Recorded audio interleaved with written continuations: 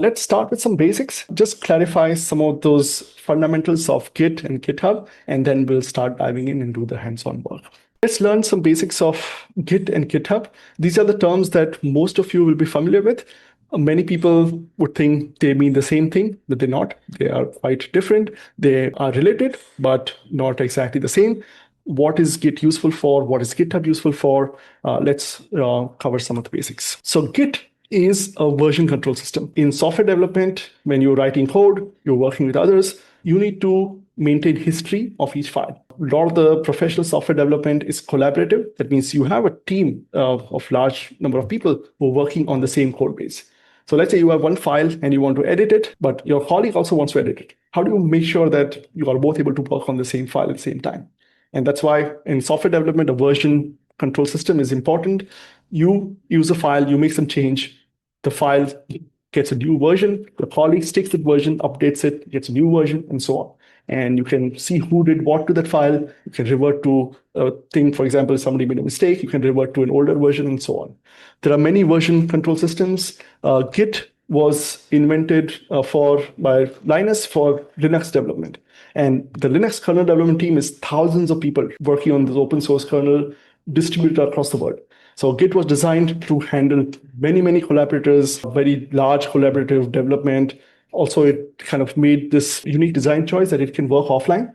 So once you create a Git repository, it can live on a computer. You can continue working on it without being connected to the internet. And that proved very useful. A lot of the other version control systems will always want you to be connected to the internet. Git made this choice, and it allows you to work on your code. And then when you have internet, and you can submit your code, and it resolves all the differences and merges the code.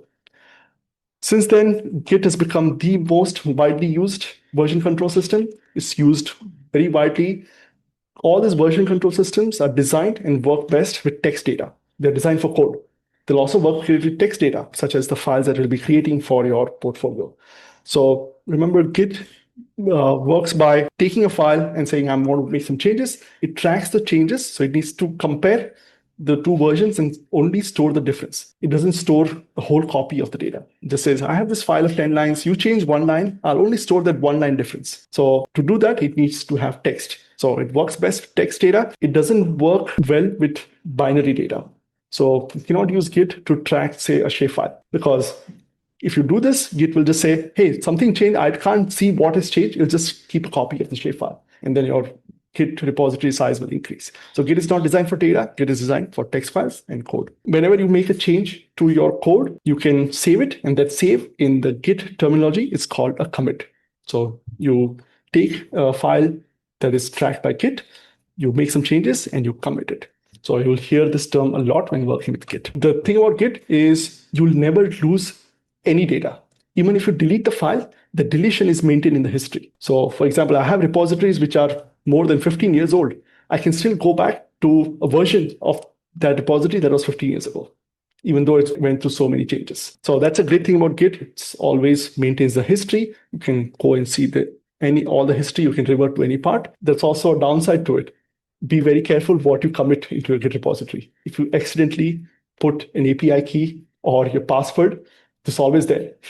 You can't delete it. The only thing you can do is change your password or delete the API key. But remember not to check in or commit your secret information to Git. There are a lot of people who watch for those stuff. If you accidentally committed your credit card number on your Git repository, chances are in a few minutes, some hacker is running some script that will find it and use it. So make sure don't commit sensitive information into a Git repository, because even if you went and deleted it, it's still maintained in the history. Git is an essential tool. Everybody nowadays who's working in tech should know about Git and be proficient with it. And that's why we're going to cover the basics and give you the hands-on skills to be able to work with Git. How does Git work? Well, Git is a folder-based system. You have a folder and you say, I want this to be my Git repository. In case of a portfolio, you'll just say, here's my portfolio. This is all the content I'll need for my portfolio. And I want to create some files that will end up as my website. That folder, and when you say, I make this a repository, Git will say, okay, I'm going to track each file in this folder and tell you what has changed, and you can maintain the whole history of this. So you initialize a new repository which is the kind of main unit that Git tracks stuff at. So a repository is just like a folder. So you have a folder with some content, Git tracks it, and you'll be able to track changes on it. The way it works internally is whenever you say this is a Git repository, you'll have a hidden folder that is created inside that folder, which is a .git folder. So the next time you clone a repository from GitHub or have a Git repository, go and enable show hidden files, and you'll see this hidden folder. Every Git repository has this hidden Git folder, which is where it stores all the special stuff about the history and older versions and so on.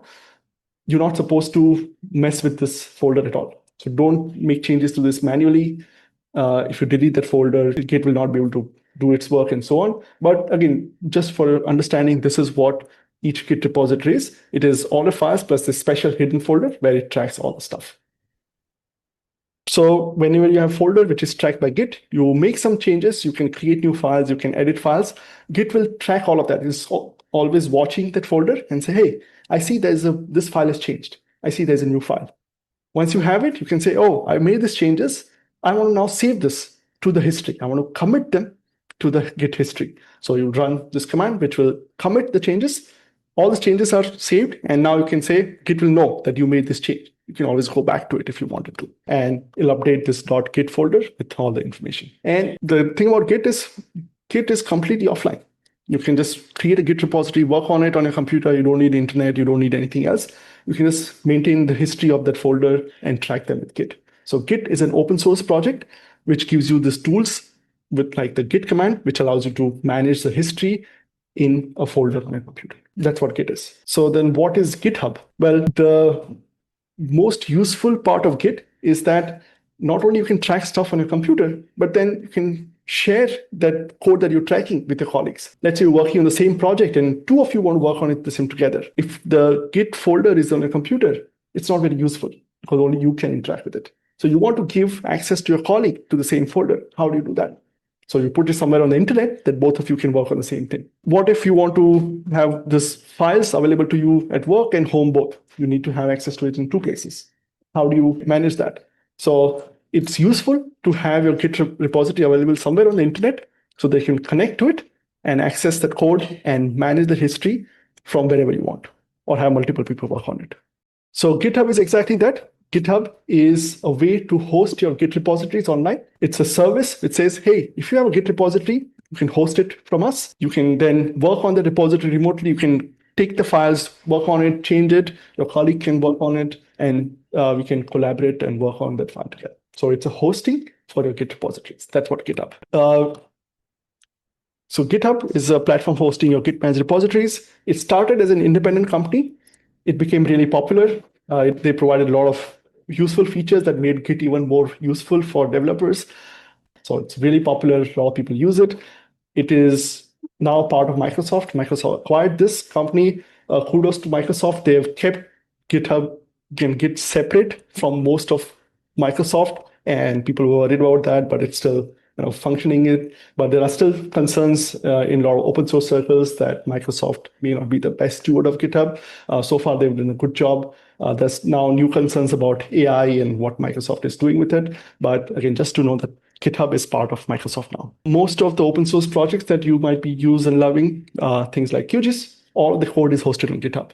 That makes it easy for you to collaborate, see the code. Whenever you are using QGIS and you say, I'm not sure how this function is working, go to the GitHub repository. You can exactly see what's the code that is powering that function.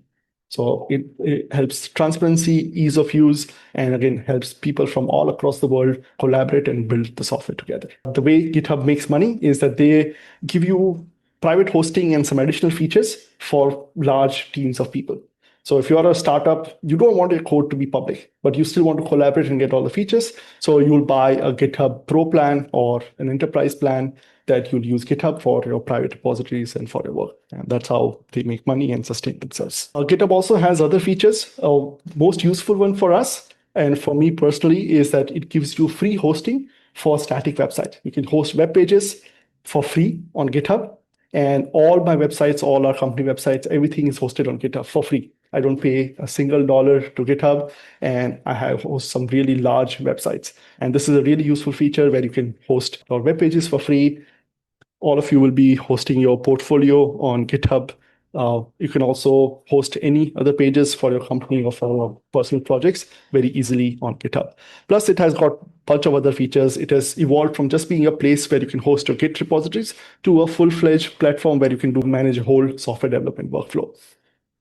GitHub is a way to host your Git repositories. It's not equivalent to Git. It's just one of the ways that you can host your Git repositories. What are the other options? Well, there are other options like GitLab. GitLab is the most popular alternative. So if you say, I want to host my Git repositories, I want things like GitHub, but I don't want to use GitHub. Maybe I don't want a service by Microsoft, or maybe I don't agree with their privacy policies. Recently, they also say all the code that you put on GitHub will be used to train AI. Maybe you don't want that. So I say, I'll use GitLab. So GitLab is the most popular alternative, very similar feature parity between those. Bitbucket is another alternative, and there are many more.